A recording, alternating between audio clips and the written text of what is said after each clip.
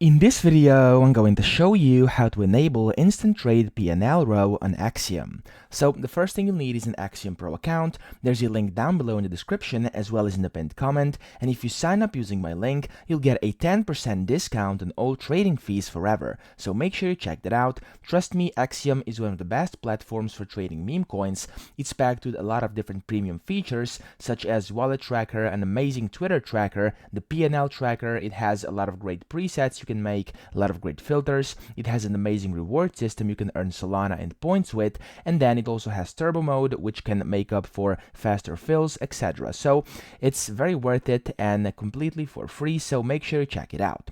Now, once you have your account, to actually enable the Instant Trade PNL Row, here's what you gotta do. So this is actually a newest update.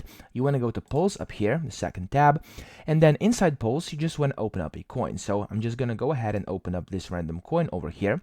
And then first, you wanna enable this Instant Trade panel over here. Now, once you enable it, this is what you're gonna see. And then to actually enable the Instant Trade PNL Row, what you're gonna have to do is click over here on these Instant Trade settings.